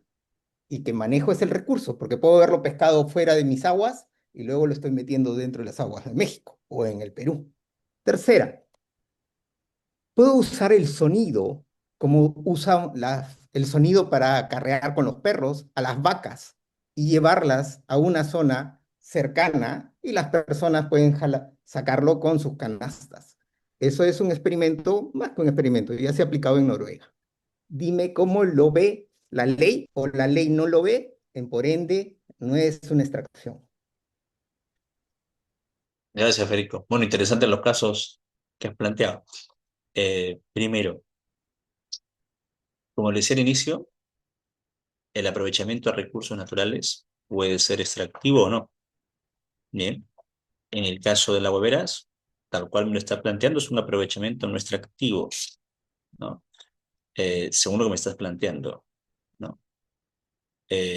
O bueno, finalmente igual también sería extractivo, ¿no? Finalmente igual sería extractivo, independientemente de cómo llegan a la manta. Pero es un aprovechamiento. El aprovechamiento de recursos naturales no solamente involucra esto como concepto, ¿ah? Solamente como concepto. El aprovechamiento de recursos naturales no solamente supone que hay extracción, hay también aprovechamiento no extractivo. Como decía, el caso del aprovechamiento del recurso natural paisaje, ahí no hay extracción. Y el caso del aprovechamiento, ¿Dónde ubicarías la recopilación? O sea, ni siquiera es compilación, porque surgió todo este esquema porque los bichos saltaban y se metían en tu bote. O sea, ni siquiera había ni siquiera está regulado. pero tú estás haciendo una pesca objetivo, No es una pesca, es una recolección, no es concepto de pesca. esta, la recolección en este Es caso, como las algas. Y hay otra cuarta pregunta. las algas también de recolección. Las algas son más minerales que plantas. Pero ¿Cómo para que la lo corrección ponen? de las algas también se necesita un título habilitante, ¿no? También se necesita un título habilitante. Es un recurso natural finalmente porque está siendo aprovechado por las personas, ¿no? ¿Tú esas hueveras la vas a utilizar para consumo propio o la vas a vender? La vas a vender, entiendo, ¿cierto? Si la El vas a noventa vender, y cinco por ciento las vende. la vas a vender. Estados Unidos. Trata un recurso natural. Ujú. Al ser un recurso natural, necesitas contar con título habilitante, ¿no? Para su extracción, para su comercialización. Es como las algas. Para la recolección de las algas también necesitas un título habilitante que te lo emite el gobierno regional. Lo mismo también aquí, en caso vayas a realizar una actividad de aprovechamiento de un recurso natural, ¿no? Lo busques, o sea, finalmente, al estar tirando una manta, estás buscando ese recurso. Entiendo, ¿no? O sea, por algo estás tirando la manta. Entonces, finalmente, hay un aprovechamiento y hay un objetivo también en ese recurso, ¿no? Entonces, se requiere un título habilitante. Ahora bien, sobre el otro caso que me planteabas, eh, claro está, son casos por casos los que me estás planteando. Y en los últimos casos, mucho depende también del título habilitante, ¿no?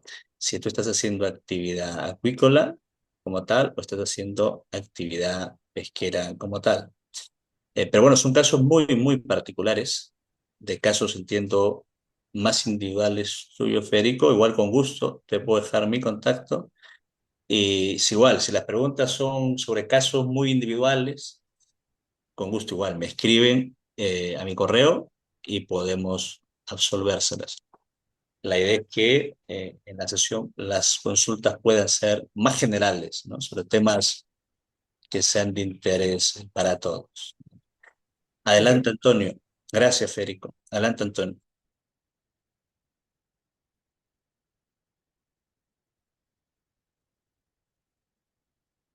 Bueno, Antonio, creo que no se escucha, Antonio. O pasamos Adelante, por Miguel, Antonio. en todo caso, pasamos Adelante. por Miguel hasta que Antonio no logre solucionar su audio, quizá. No Docente, ¿qué tal? Muy buenas noches. está. Se escucha, Miguel. Ya, gracias. Docente, usted justo al iniciar su exposición hablaba acerca del hecho de gestionar, ¿no? Utilizó ese término y empezó a hablar acerca de las diferentes teorías, ¿no? La realidad peruana es muy especial, ¿no? Porque si nos enfocamos, por ejemplo, ahorita en el litoral peruano hay embarcaciones de arrastre de otras banderas que realizan pesca, ¿no? De manera ilegal. Y el Estado no gestiona a través de los recursos que tiene para poder controlar adecuadamente ese hecho, ¿no? Y usted también habló acerca del tema del cuidado del medio ambiente, ¿no? Dentro de su disertación. Pero si nos enfocamos a nivel del litoral peruano, llame Mostaza, Copeín, Austral, bueno, todas las empresas que se dedican a nivel industrial, como las artesanales, todas ellas realizan contaminación, ¿no? A través de la emisión de sus residuos sólidos al mar, eh, producto del mismo procesamiento al medio ambiente, de los gases, sus calderas no son reguladas. Entonces, eh, ¿cómo el derecho, cómo el derecho en sí actúa bajo su perspectiva, bajo lo que su experiencia, cómo el derecho actúa en sí para poder realmente regular, porque cualquier actividad extractiva en el medio ambiente produce contaminación, sea minería, pesquería, cualquier actividad va a generar contaminación. Entonces, ¿cómo el derecho actuaría exactamente en esos dos puntos, docente, ¿no? ¿Cómo gestiona el Estado para poder evitar estos aspectos? Bien, gracias, Miguel. Bueno, entiendo esta pregunta no tanto a pesquero, sino en general. El tema de contaminación, cómo podría intervenirse para gestionar esos riesgos, evitar daños, evitar casos de contaminación. Bien, eh, inicio con una publicidad. Para quien tenga interés en estos temas, bueno, yo tengo un libro, se denomina El régimen jurídico del daño ambiental, prevención y reparación de daños. Para quien tenga interés, está en Comunitas, bueno, en varias librerías jurídicas. Allí justamente lo que hago es eso, dar respuesta a la pregunta que planteas de cómo el Estado y las empresas mismas pueden adoptar medidas idóneas para prevenir daños y si es que estos ocurriesen, corregirlos de forma oportuna, de forma célere. Hoy por hoy los principales desafíos que presenta el derecho ambiental es asegurar la prevención oportuna y la reparación efectiva de los daños ambientales. A nivel de las empresas, bueno, hay múltiples formas de promover el cumplimiento de la normativa, ¿no? Y hacer ver que suele ser económicamente más rentable cumplir que incumplirla, ¿no? Porque si es que te detectan incumpliendo la normativa y si es que además generas un daño en el ambiente como el agravante de afectar o poner en riesgo la salud de las personas, por ejemplo, o la propiedad de las personas, pueden tener consecuencias jurídicas en el ámbito penal, en el ámbito civil inclusive, una demanda por responsabilidad extracontractual y también a nivel administrativo, ¿no? El UEFA mismo te puede poner multas hasta 30.000 UITs, que son más de 150 millones de soles. Si hablamos de empresas mineras, por ejemplo, que no tengan certificación ambiental, ¿no? Que hay empresas, sobre todo en mineras ilegales, no estoy hablando de las pequeñitas, ¿ah? Hay un criterio del grupo económico, ¿no? O se opera sin contar con su instrumento de gestión ambiental. En fin, OEFA también es la competente para fiscalizar también a la planta de procesamiento industrial pesquero, no hasta 30.000 UT, desde luego, para cada sector económico, el UEFA tiene su propia tipificación de infracciones en el que se establecen límites según el nivel de daño ambiental, que sea, o el nivel de la gravedad de la infracción, si es leve, grave. Y también en el que además se aplican otros criterios como el principio de no confiscatoriedad, según el cual las multas no pueden ser superiores al 10% de los ingresos obtenidos por el infractor. Eso hecho pasa en el UEFA. En el caso ambiental, ¿eh? En el caso pesquero, por ejemplo, no se aplica este principio. Yo sí creo que debería aplicarse este principio en el ámbito pesquero, el principio de no confiscatoriedad. Hay multas que a veces le llega a un pescador artesanal, que he visto en papeles, que son impagables, ¿no? Que no llega ni a ser lo que gana toda la familia durante el año y que te pueden llevar a la quiebra. Entonces, justamente por eso es que en el ámbito tributario, en el ámbito ambiental, por ejemplo, eh, se aplica este principio, no confiscatoria. Una multa no te puede llevar a la quiebra. Y para eso se aplican estos criterios. En el ámbito pesquero no existe este principio, no se aplica, ni está regulado tampoco. Entonces, bueno, clave que en algún momento en el reglamento de fiscalización y sanción de actividades pesqueras se pueda introducir. Bien. Seguimos. Adelante, Antonio. Gracias, Miguel Ángel. Doctor, buenas noches. ¿Aló? ¿Me escucha, doctor? Antonio. Doctor, ¿me escucha? Sí, sí, se escucha. Ya, doctor, buenas noches con usted. Desde ya, muchísimas gracias por la magnífica exposición que usted viene Gracias, Antonio. realizando en esta capacitación, sobre todo a las personas que estamos interesadas y que estamos involucradas dentro del sector pesquero. Nosotros conocemos que la Ley General de Pesca, que es dada por el Decreto Ley 25977 en el año 92 y que está vigente hasta la actualidad, en el artículo 76 nos habla sobre las prohibiciones.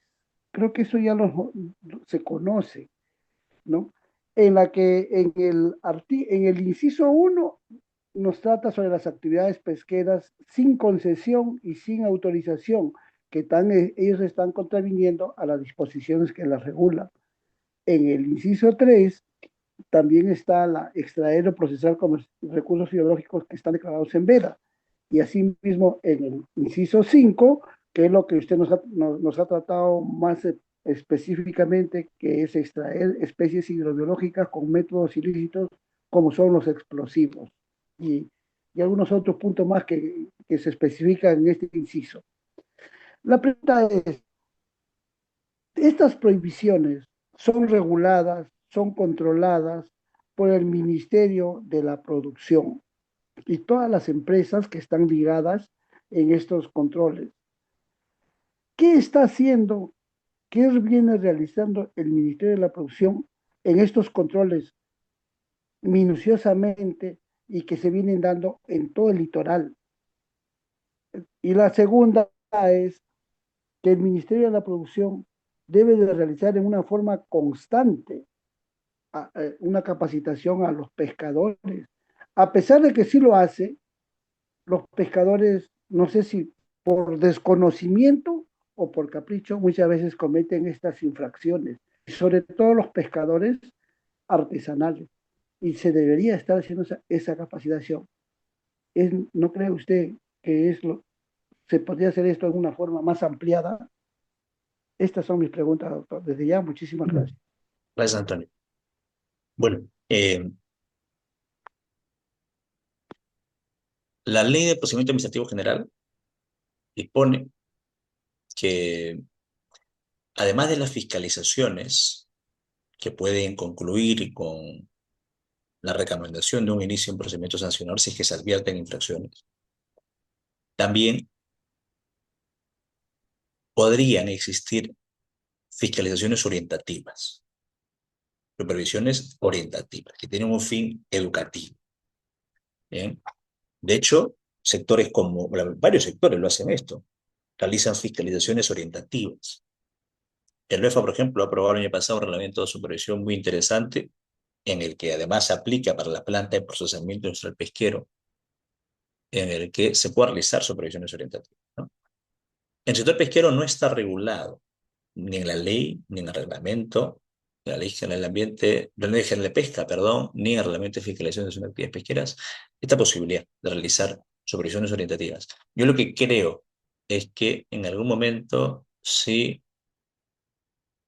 cuando se trate de nuevas normas, de nuevas reglas, el Estado no solamente debería cumplir con prepublicar los proyectos normativos para comentario de la ciudadanía, sino que además, una vez aprobados estos reglamentos, estas normas, debe socializarlas, ¿no? Sobre todo cuando se trata de nuevas reglas o nuevas infracciones, nuevas sanciones, eh, debe socializarlas para que los pescadores, que son los que están llamados a cumplir estas normas, estén totalmente informados, ¿no? Informados del contenido de una norma. Y claro, para eso también es un esfuerzo enorme, ¿no? Porque implica que se puede ir a las caletas, entonces para eso se requiere también una mayor cantidad de personal, pero creo que eso ayudaría a incrementar los niveles de cumplimiento normativo, ¿no? Por ejemplo, se me ocurre la veda de un bonito, la veda de bonito. A ver, se da la veda de bonito, ¿no? Una embarcación está pescando y se le da 2 días. Bueno, esto es un caso, por ejemplo, que vi el año pasado de una dirigente pucusana. Eh, en la norma te dicen, ¿no? Imaginemos, la veda va a entrar en vigencia aquí a 4 días de publicada la norma, entra en vigencia la veda. Eh, Perdón, en 2 días de publicar la norma, entra en vigencia la veda. Y luego se dan 2 días más en caso una embarcación esté pues, pescando. Se dan 2 días más para que pueda descargar. Entonces, esta persona lo descargó en el día, en el día 3. Estaba dentro igual del margen, dentro del plazo. Pero sin embargo se levantó un acta, ¿no? Se levantó un acta donde se le decía que había descargado fuera el plazo, fuera los 2 días, ¿no? Fuera los 2 días. Entonces se inició un procedimiento sancionado.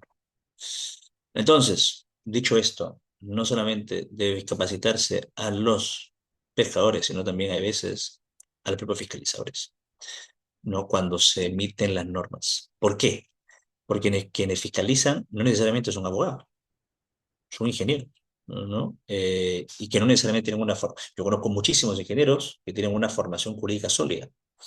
¿Sabe? Las normas al revés, el derecho, ¿no?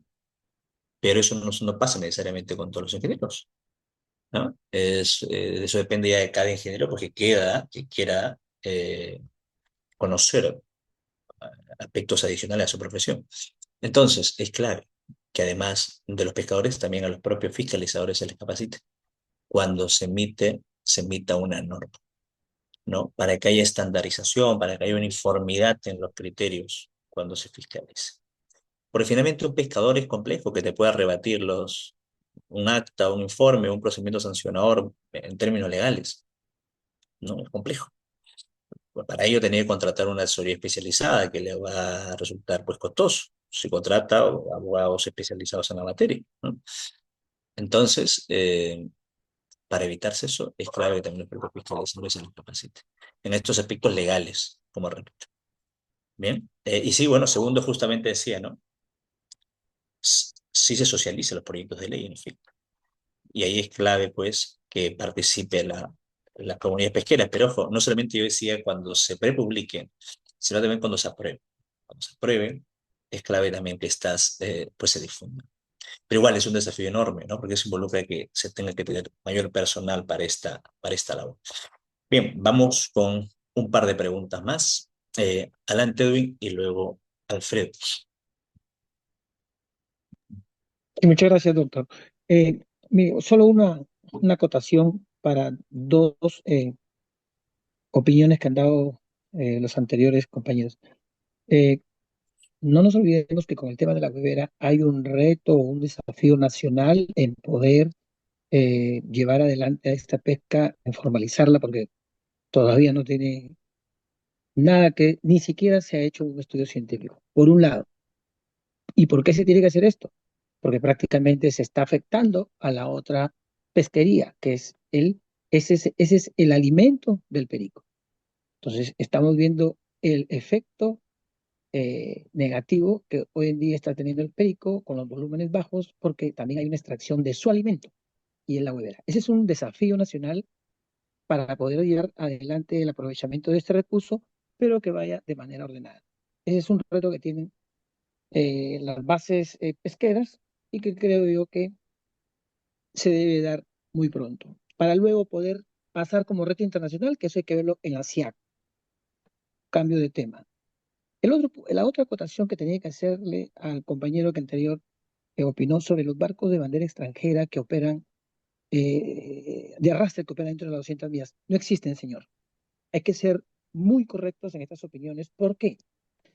Porque las bases, tanto las bases pesqueras como la Marina de Guerra del Perú, como el CICESAC nacional, el CICESAC que tiene y produce, como todas las instituciones, en el año 2023 nos dimos de lleno para poder hacer un seguimiento exhaustivo a la flota china que empezó a acostumbrarse a pescar dentro de 200 millas y que a los pescadores es correcto, no se les creía, pero gracias al fortalecimiento de la normativa que se dio, que se empezó a dar, empezaron a ser retirados estos barcos a tal punto que el año 2025 no hemos tenido ningún barco que ha hecho uso, barcos pesqueros, no ha hecho uso de ninguno de los puertos del Perú. Y que este mismo trabajo que ha hecho Perú lo está copiando Chile, con la flota también que se le está acercando a sus aguas. Entonces, he hecho esta aclaración porque creo que todos los que queremos saber más de este sector y lo que estamos llevando este diplomado, tenemos que tener en cuenta que las autoridades sí están trabajando con este tema de eh, evitar el ingreso de barcos con bandera extranjera a nuestro dominio marítimo. Muchas gracias. Gracias, Edwin. Y vamos con, creo que había una pregunta más. ¿Alguien está con la mano levantada, Vi? Bueno, ya no está. Raúl está con la mano levantada. Adelante, Raúl. Creo que también ¿Qué tal, está profesor? Buenas noches. Alfredo García. Sí, adelante, Raúl. Sí, buenas noches. Sí, bueno, de todo, agradecerle por su ponencia. Bueno, usted ha hablado, como decía, de todo un poco, ha hablado de la zona restringida, zona de pesca, y demás. Y más que todo voy a ir al marco normativo, ¿no? Lo que usted dice es cierto, pues, porque el Ministerio de la Producción, si nosotros vemos las normas, el reglamento, ya sabemos que el reglamento ha transgredido, ha desnaturalizado la ley, no de ahora, hace mucho tiempo. Prueba de ello es el tema de la pota, que usted tiene conocimiento de que recién ha salido el robo de la pota, ¿no? Desnaturalizando el artículo 10 y 11, si no me equivoco, de la ley. Pero ahora ya está cumpliéndose lo que dice la ley. Ese es uno. Segundo, sobre el tema de las normas, ¿no? Cuando usted se reúne con los pescadores en el norte o en el sur, tienen poco o casi nada del conocimiento de las normas que se han publicado, como la ley 31749. Yo estuve en Talara, yo estuve en Talara, y cuando le pregunto a mis amigos pescadores, Talara, le digo, ¿usted nunca vinieron para acá? Pero sin embargo hay ciertos dirigentes que no sé quiénes representarán, con el respeto que sí se merecen dirigentes que sí representan a una flota, ¿no? Me dijeron, esos señores los veo que van al Congreso y ni vienen para acá, ni los conocemos como dirigentes. ¿Mm? Y en cambio los que sí, como se dice, se mojan, que tienen escamas todavía en el cuerpo, con ellos no consultan. Y cuando se le hace la pregunta a los pescadores en Talara, dice, oye, usted dice que no, si nosotros tenemos que salir de aquí a 10 millas. ¿Mm? ¿Cuál es que nosotros estamos acá adentro? ¿Cómo? ¿Cuándo? Entonces, bajo esa premisa, ¿qué clase de normas se están dando? Por decir esa ley. ¿Mm? Ahora, en el tema de las áreas, de las 3, de las 4, de 5, y yo conversaba con unos pescadores hace poco en Piura, en Sechura, sobre el tema de la pota hoy en día, ¿no? Que si bien es cierto, hay un tema discutible ahí, hoy en día la pota se pesca con línea potera, la pregunta a todos los presentes aquí en esta plataforma, profesor, doctor, ¿qué efecto o qué perjuicio genera la línea potera sobre estos recursos? ¿Mm? Yo podría tener una embarcación de 32, de 40, de 10, de 15, y decirle, oye, vete a pescar fuera de las 3 millas, fuera de las 5 millas, si tengo línea potera, el que tiene permiso exclusivamente para pota, ¿podría decirle eso en una norma? Mi pregunta va, doctor, ¿no? Para usted y para todos los que están en la plataforma. Mm. Y los pescadores dicen, ¿cuál es el perjuicio que generamos a otra?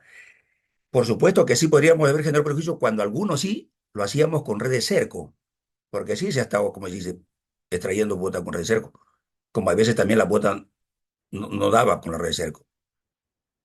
O sea que hay temas discutibles que lamentablemente, honrosas excepciones, que en el ministerio hay buenos profesionales, como también hay algunos que no lo son. ¿Mm? Ahora, lo que dice hace un compañero, y viendo aquí al señor Houghton, que me conoce, me parece, yo lo conozco también, ¿no? Entonces, el tema así, pues, no es porque tengamos un poco más de preparación, vamos a subestimar al pescador. Por eso que los pescadores dicen, ¿por qué no antes de sacar su decreto supremo, su ley, no vienen para acá a conversar con nosotros? Que quizás muchos profesionales conocemos de normas, algunos son, como le digo yo, compiladores de historias, y algunos conocen por bibliografía, ¿no? La pesca. Pero quienes nos hemos mojado y nos seguimos mojando, sí la conocemos desde el campo, con el respeto que se merecen todos los presentes. Mientras no se convoque o se vaya al campo de acción a hablar con los pescadores, doctor, nunca vamos a tener una norma de acuerdo con la realidad de la actividad. Por eso que yo hablaba con los pescadores y les decía, oye, yo sí podría entrar, mire un caso, hay tiempos en que el jurel se mete a la costa o no se mete a la costa. Se mete a la costa. Pero yo no podría entrar con una red de cerco que el zócalo tiene 15 y me voy a meter con 12 o con 13. ¿Mm? Yo le pregunto a lo que está, quizás hay compañeros ahí que están en plataforma, pero como también hay personas que van a pensar que le estoy hablando en chino, en ruso. ¿Mm? Yo no podía entrar, pero la pregunta es que también, y eso se habló con los compañeros que le llaman ancestrales, que ancestrales solamente tenemos a nivel nacional 70 caballitos de totora. Entonces, el tema viene por ahí. Mientras no conozcamos la realidad de nuestra actividad, poco o nada vamos a hacer con las normas que puedan hacerse. ¿De qué vamos a salir a socializar a los puertos cuando nuestros hermanos pescadores no conocen absolutamente nada? Y como ellos dicen, cuando nosotros hacemos un comentario, no lo toman en cuenta. Y eso no es de ahora, doctor. Eso viene ahora. Sobre el tema de las multas, totalmente desproporcionadas a una pesca empírica, vamos a hablarle así, al pescador artesanal. Porque el pescador artesanal mucho tiene su sonda, no tiene un sonar. Y un pescador artesanal, como dice, juega con los tiempos. El pescador artesanal juega con los tiempos. Algunos dirán, voy a hablar, está hablando locuras. Juega a los curana, juega al blancor, juega al morao. Ese es el pescador que conoce. Pero la persona que me escucha a mí va a decir, oye, ¿de qué está hablando? ¿Qué es eso de oscurana? ¿Qué es el blancor? ¿No? Quizás usted sí conoce, porque usted quizás ha embarcado, ha salido con pescadores. Esa es la pesca. ¿Mm? Ahora, ¿qué sanción le podría poner si totalmente el pescador artesanal, por los equipos mínimamente tiene, no tiene algunos sofisticados, es empírico y por lo tanto sí va a generar una incidencia? Siempre va a tener pesca incidental, siempre lo va a tener, pero a eso debería verse el tema de la sanción. En el año 2014, el 2016, ¿se acuerda usted cómo eran las sanciones? Te multo, te sanciono para que no salgas a pescar. Y yo, aquel entonces dirigente, estaba la señora Bregú, y le dijimos, la SUNAT, mañana me cierra el kiosco, fracciono y abro el kiosco. Y en el Ministerio de la Producción era así. Y acá hay varios señores que están presentes ahí. Y ahí fue que se cambió la regla de juego. Entonces, y ahí fue donde se dice, oye, fracciona y sal a pescar para que cumplas. Ahora, me dicen que ha vuelto a lo mismo, a lo de antes. Entonces, como usted dice, ¿no? La confiscatoriedad, como dice, le van a aplicar una multa que ni la embarcación misma le va a alcanzar vendiéndola para pagar la multa. Entonces ahí, doctor, su planteamiento, espero usted, ¿qué sería? Algo proporcional al recurso incautado, porque usted sabe que los sanciones, como dijo el compañero Fred González en un momento, que porque no emitió señales y no había ni siquiera, como dice, envasado una anchoveta en la bodega, lo sancionaron a esa embarcación y le pusieron de multa lo que es la capacidad de bodega, que era de 300, 450 o 420 toneladas, totalmente desproporcionada. Y por eso que esa empresa le ganó un proceso a producir. Entonces, si vamos así con normas que nos sentamos en una mesa y decimos, a mí me parece, a mí también, y soltémosla, eso no puede seguir pasando, doctor. Yo creo que usted puede contribuir mucho, ¿no? Pero hablando con los pescadores, si es posible hacer como yo he dicho una vez, que el Ministerio de la Producción mande una pasantía nacional y que los embarque a sus ingenieros y que salgan a pescar y que vean cuál es la realidad. Hasta ahorita nadie se ha dicho, oye, el zócalo es una manera recta. No, por eso que tenemos que ver también zonas en base al zócalo. Gracias, doctor. Muchas gracias, Raúl. Siempre interesantes los planteamientos que compartes. De hecho, yo sí soy convencido que las normas tienen mayor efectividad cuando son socializadas con quienes tienen que cumplirla, que son los pescadores. Si vas a hacer una norma para que la cumplan pescadores, pues toca reunirte con ellos, ¿no? Una norma no tiene mucha legitimidad ni nivel de cumplimiento si es que la realiza de forma vertical, desde arriba, desde un escritorio, si es que no lo socializas con las comunidades, si es que no les escuchas, si es que no conoces sus apreciaciones, ¿no?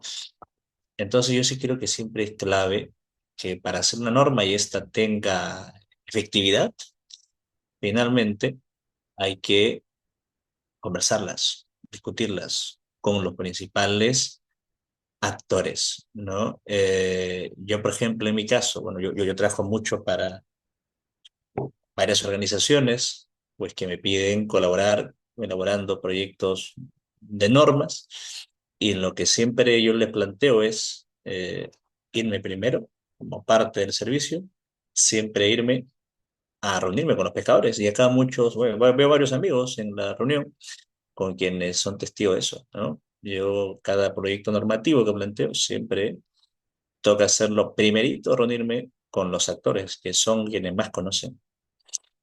Yo les agradezco mucho por la atención. Siempre estos diplomados que mayoritariamente participan personas del sector, dirigentes, pescadores, funcionarios. Estoy viendo acá varios amigos, funcionarios, dirigentes, pescadores. Es sumamente atractivo. Así que yo les agradezco eh, la invitación al Círculo de Abogados por habernos convocado una vez más a este tipo de eventos. Y bueno, conmigo nos vemos el jueves y un día más, son 3 sesiones conmigo, luego estarán otros colegas a quien también el Círculo de Abogados ha convocado. Eh, y bueno, muchas gracias nuevamente por la gentil atención y siempre por la muy acertada participación. Un gusto, que tenga buenas noches.